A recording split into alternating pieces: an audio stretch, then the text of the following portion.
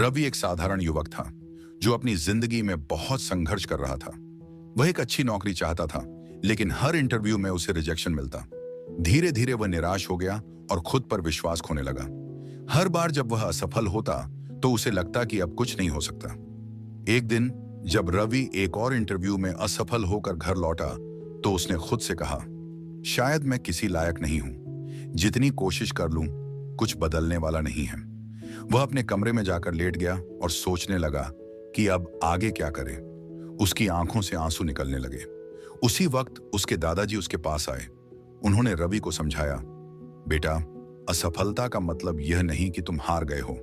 इसका मतलब है कि तुम्हारे पास खुद को सुधारने का एक और मौका है। रवि ने उदास होकर कहा, लेकिन दादाजी, मैं बार बार कोशिश कर रहा हूं और हर बार असफल हो रहा हूं। अब मुझ में हिम्मत नहीं बची।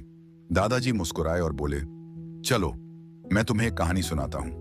उन्होंने बताया, बहुत समय पहले एक किसान था जो हर साल अपने खेत में फसल उगाने की कोशिश करता था, लेकिन कभी सूखा पड़ता, कभी बारिश ज्यादा हो जाती तो कभी कीड़े उसकी फसल बर्बाद कर देते। वह बहुत दुखी था। एक दिन उसने सोचा कि अब खेती छोड़ देनी चाहिए, लेकिन फिर उसने खुद से कहा, हर साल एक नई शुरुआत होती है, तो मैं क्यों ना एक बार और कोशिश करूं।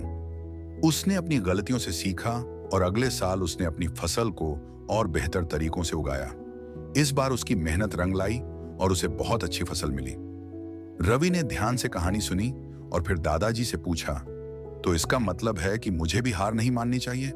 दादाजी ने सिर हिलाया और कहा, बिल्कुल, हर नया दिन एक नई शुरुआत है। अगर तुम कल असफल हुए तो आज फिर कोशिश करो, लेकिन इस बार पहले से ज्यादा समझदारी और मेहनत के साथ। रवि को अब एहसास हुआ कि हर असफलता एक सीख है, न कि अंत। उसने तय किया कि वह अपने कल की गलतियों से सीखेगा और आज को बेहतर बनाएगा।